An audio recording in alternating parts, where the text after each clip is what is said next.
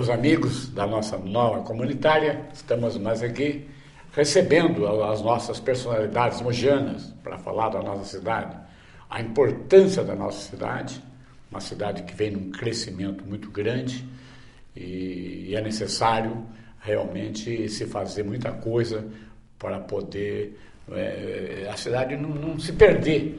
Hoje nós estamos aí com 150 mil veículos rodando. Então, você viu o que aconteceu aí sábado, com a entrada dos palmitos, uma festa muito bonita, a festa do Divino, mas complicou todo o trânsito, complica tudo. E a saída da cidade, nós temos a Ricardo Vilela que desce, né? A Ricardo Vilela, depois nós temos o quê? Temos aí a Coronel, que é uma rua estreita.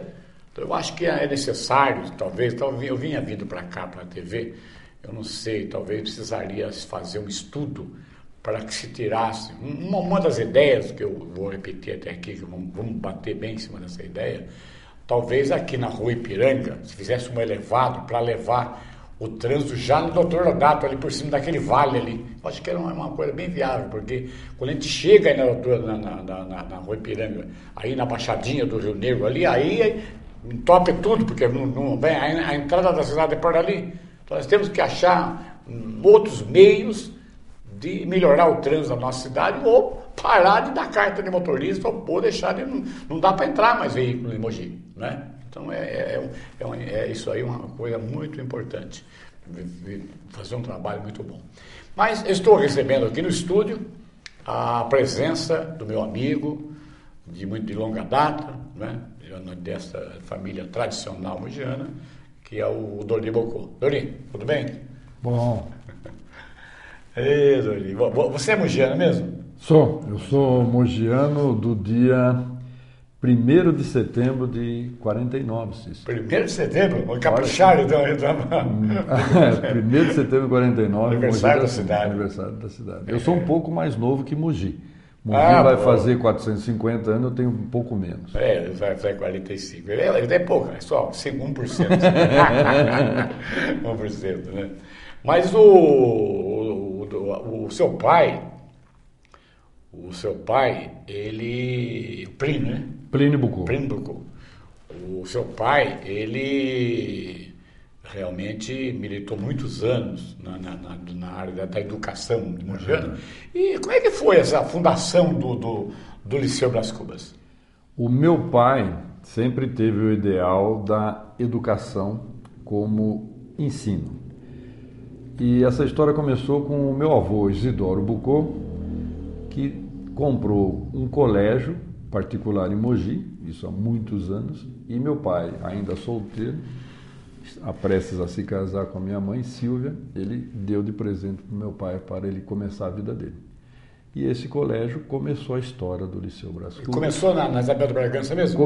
Era um curso pequeno, chamado curso preparatório, curso de admissão, que naquela época havia um curso para você entrar no ginásio. Acabava o primário, tinha esse curso de um ano, chamado curso de admissão, para depois você vir para o ginásio.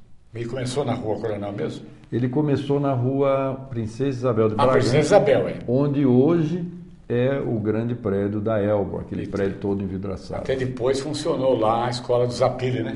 É verdade, o colégio acadêmico. E uma coisa interessante que me emocionou muito, o senhor Henrique Boristem, uma das pessoas mais importantes, inteligentes, influentes de Mogi, fez uma visita para mim e levou uma placa da sala Plínio Bocô, uma sala que meu pai tinha, uma placa branca, e ela era interessante, que ela é tipo cerâmica, imagine, da sala dele. E na demolição do prédio encontraram essa placa e ele levou para mim, eu fiquei muito contente. O seu pai, o seu avô, eu que fui amigo também do seu tio, né, que era dentista. Sebastião Bocô. Sebastião Bocô. Então, aliás, o Cícero, ele faz parte da história do Liceu Brás Cubas, não pela idade, mas sim pela amizade, pelo trabalho e pelo estudo. O meu pai tinha um carinho muito grande por ele, porque ele lia muito. E naquela época, imagina, existia internet, telefone, era uma dificuldade para você ligar para São Paulo, era aquele ainda, né? 6 horas. 6 horas de cordinha. E cinemas pouquíssimos, eu lembro, no início tem uma câmera que passava no Jardim, que era a Praça Oswaldo Cruz, a gente era molequinho. Depois veio Vera Cruz, aí veio o Odeon, cinema chamado Urupê, uma avenida. Deu avenida e depois. o Cine Parque, esses eram os cines da época, era atração. E com isso a gente lia muito, a gente vivia as histórias dos livros. Eu li toda a coleção de Monteiro Lobato e eu vivia. A gente tinha também, você deve ter lido, As 20 Mil Léguas Submarinas, Júlio Verne, Viaja ao Fundo da Terra, Viaja ao Redor da Terra, Volta ao Mundo, e tudo isso daí era legal. Já na nossa época, interessante, já existia uma coleção do Jorge Amado. Jorge Amado tinha uma coleção muito bonita. Eu, inclusive, fui vendedor de livros quando tinha 20 e poucos anos. Tinha uma pessoa aqui em Mogi que você conheceu, o Tunico Brasil. Tunico Brasil, professor Tunico Brasil. Ele foi meu professor de educação física. E ele gostava muito de vender aquela enciclopédia, era Delta La Russe. Delta La Russe. Ele vendeu o Delta La Russe para todo mundo. Eu comprei do Tunico. Ele convidou eu e falou assim, você vai me ajudar a vender o Delta La Russe. Então eu comecei a vender para ele. E uso até hoje, hein? Delta La Russe, o dicionário Caldas Alete, né? A Barça. Hoje não, hoje você digita uma palavra, você acha na internet todas as referências. E eu ainda tenho o costume de ver, tanto pela enciclopédia quanto pela internet. Só que tem uma coisa, eu tenho um arquivo em casa de mais ou menos 2.000 cartas de meus leitores dos meus livros. E são cartas bem feitas. E hoje, a partir de 2000 para cá, eu passei a não receber mais cartas e só receber e-mails. E os e-mails são muito mal feitos. A pessoa coloca lá até código, tá? PT, papapá. Você, VC, também TB, quer dizer... E depois você lê aquilo ali, as cartas a gente arquivava de tão bonita que era ela. Tinha as cartas históricas. E hoje os e-mails a gente deleta, porque não adianta. Descartável, né? Infelizmente a gente vai descartando. Nossa cultura está um pouco assim avançada. É importante dizer que é avançada, porém, eu acho que ela é muito eletrônica, ela perdeu aquela característica do romantismo. Isso aí realmente... Agora o livro, eu acredito que ele vai permanecer ainda por muitos anos, porque ele é um companheiro que você leva para a cabeceira, na cama, para dar uma leitinha, você leva para a praia, tal. Os romances, os livros ainda vão continuar ainda por muito tempo, mas a eletrônica deve realmente tomar conta de todos os setores de comunicação. Mas continuando, o Brás Cubas depois veio para a Rua Francisco Franco, um prédio novo, muito bonito na época, Francisco Franco, e ali então... O Boris Grimber, que também era amigo de seu pai, sugeriu a ele a criação da Faculdade de Direito Brás Cubas. Foi o primeiro curso da Brás Cubas, formaram-se 40 alunos e o Boris, eu fui um dos convidados para participar como ouvinte da primeira aula. E foi interessante, foram uns 4 amigos só do Boris, porque... já era 40 alunos, ocupava a sala toda e não tinha lugar mesmo para se convidar, assim, convidados. Eu fui um dos convidados. Então, um dia eu brinquei hoje os amigos lá da Brás Cubas, o Isaac já partiu, o Mota já partiu e esse pessoal que estão indo embora, né? Mas eu brinquei uma vez que eu queria um documento como ouvinte da primeira aula de Direito da Brás Cubas. Eu acho que é um documento muito interessante. Isso é histórico. Eu fui um da Brás Cubas me desse um documento como o primeiro, eu fui um dos ouvintes. E muitas vezes, a gente deve, muitas pessoas não sabem da onde vem a origem da palavra ouvinte. Interessante. A palavra ouvinte. Nos Estados Unidos, os negros... eles não podiam participar na sala com os brancos. Então, os negros estudavam no salão, no porão. Então, eles só ouviam o que o professor falava. No porão? E os outros? E os brancos em cima. Eles ouviam? Eles ouviam. E como aquela época, os andares eram com aquelas tábuas que tinham frestas. Dava até para enxergar um pouco. Enxergava um pouco e a voz passava lá para baixo. Ouvinte. Interessante essa história. Aí eu até estava pesquisando sobre isso, o primeiro negro que fez faculdade nos Estados Unidos, um tal de George Carver, ele se tornou o melhor aluno da universidade, e aí foram obrigados a passar ele para cima, porque ele tinha que representar a universidade num concurso e tal. Mas a palavra ouvinte vem disso, ele só se ouve, é a palavra de ouvinte. É interessante. Interessante isso aí, hein? É uma coisa que a gente vai através da leitura, é importante, a leitura que é a base de tudo. Mas o Dorival, estamos conversando aqui com o Dorival Bocô, ele que é professor formado em Direito, formado em Educação Física, mas ele gosta muito. O Dorival gosta muito de esporte, jogar futebol lá na Eu e ele jogamos muito tempo futebol juntos. Lá pelado do Náutico. Coincidentemente, a gente nunca se enfrentou, porque eu era goleiro de um lado e ele era o goleiro do outro. A gente só se via no início e no final. Mas ele só fez também a faculdade de Educação Física, né? Fiz também contabilidade, fiz bastantes estudos, continuo. Uma coisa que eu sempre falo, nunca pare de estudar. Você faça cursos, especializações, faça pós-graduação, faça até pela internet, faça ensino à distância, faça, mas nunca deixe de aprender. Nem que seja palavra cruzada, faça. Tenha o costume de o seu cérebro colocar em movimento. É interessante de uma frase que eu sempre estou citando ela é muito interessante, que o homem não morre de fome, morre por ignorância. Você pode estar até no campo, e lá onde eu moro, que eu moro em sítio, a gente tem serralha, que é um grande alimento. Tá lá, você pode ir no campo, você pega, não precisa plantar, Deus dá. Serralha, cururu, você aprende a se virar. Tem um monte de plantas, né, que nasce ali no meio do mato.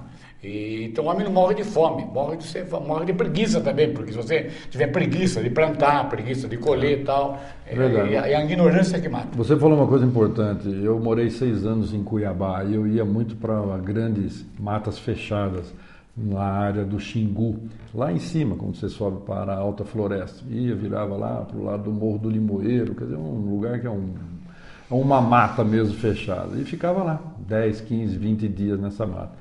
Nas primeiras vezes que eu fui e comecei a aprender a sobreviver com um capial, que era chamado para nós caipira, o matuto de lá, que ele pegava um cipó, que ele sabia qual era, cortava, tinha água. Tinha um filete de água no chão ali, que estava um pouco feio de beber, difícil de beber, ele cavocava, tinha aquela lama, daqui a pouco ele colocava o chapéu dele, o chapéu filtrava e aquela água ficava límpida e ele tomava. Foram uma das maiores lições de vida que eu aprendi, foi lá. Aprendi a sobreviver com mandioca, no fogo à noite, ficava de cócoras comendo, dando cotovelada em cachorro, o cachorro queria pegar meu prato de comida, porque estava ali dormindo no relento, dormindo em rede, dormindo em cabine de carro, acordando com o galo, tomando banho em rio. Eu aprendi muito sobrevivência nisso daí. Eu passei 10 anos na Ilha Bela, mais ou menos, e lá no Castelhanos, quando eu ia para lá, não se gastava um tostão. Uma que não tem onde você gastar, porque ela não tem. Então você sobrevive o quê? De peixe, né? E banana, que você encontra aqui, jaca, jaca, banana, inclusive a semente da jaca. Não tinha muita jaca, caía aquela jaca. A gente pegava aquela semente, secava ela, assava, isso é uma castanha de alimento fabuloso. A castanha da jaca. Uma coisa fantástica. Eu gosto de doce de jaca, compota de jaca, da castanha, não sabia. Você pode torrar ela. Você seca ela, depois você torra, fica que nem castanha do Pará. Olha que legal. Essa castanha portuguesa. Essa castanha que a gente compra, aquela castanha portuguesa. Você vive de uma maneira que você percebe que todos esses valores da cidade grande, daqui a pouco, são desnecessários. Mas estamos conversando aqui no estúdio com o meu amigo, o Dr. Isidoro Bocô, e nós vamos para um pequeno intervalo com a participação do Dr. Epaminondas Nogueira e voltamos logo em seguida para nós continuarmos a nossa entrevista.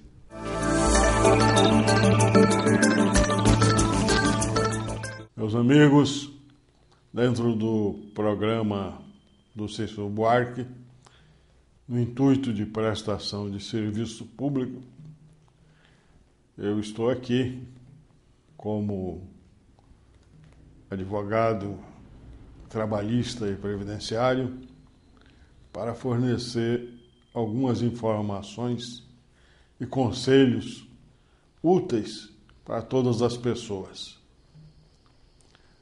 E o primeiro conselho é que todos conservem a sua documentação com muito cuidado, porque com relação ao INSS, a pessoa leva muitos e muitos anos para chegar ao tempo da aposentadoria, por exemplo.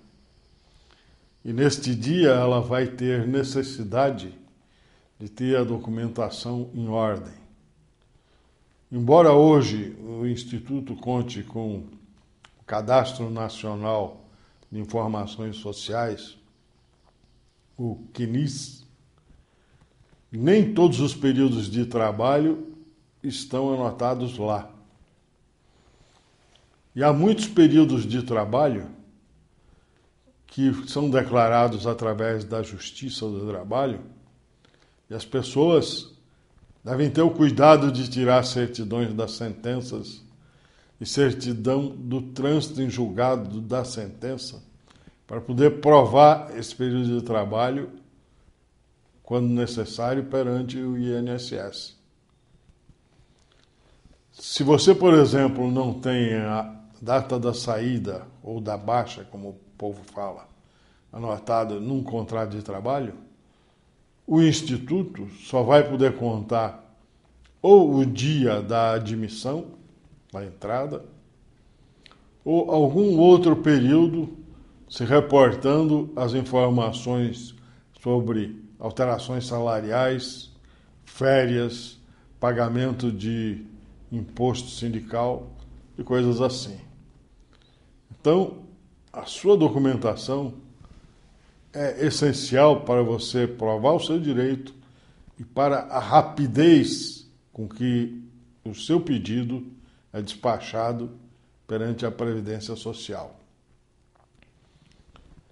Inclusive, na hipótese do falecimento, a família terá muito mais dificuldade para obter a pensão se a documentação estiver irregular, porque é facilmente compreensível que aí a mulher e as crianças vão ter mais dificuldade de se dirigir a antigos empregadores, se apresentarem, justificarem a necessidade das anotações.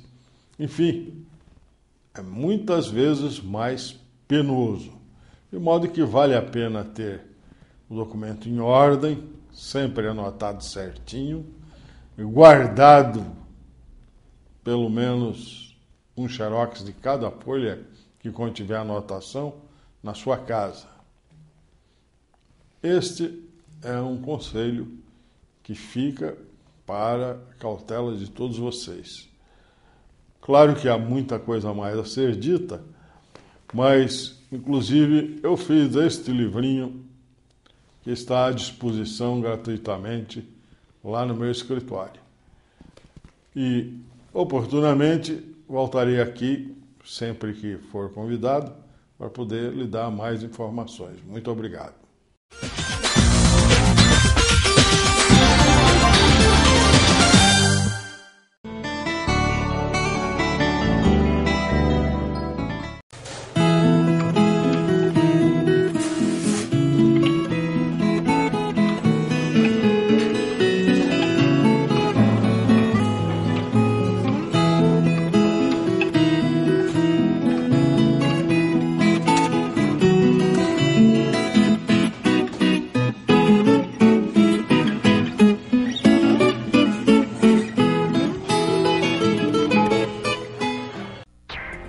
Programa Cícero Buarque.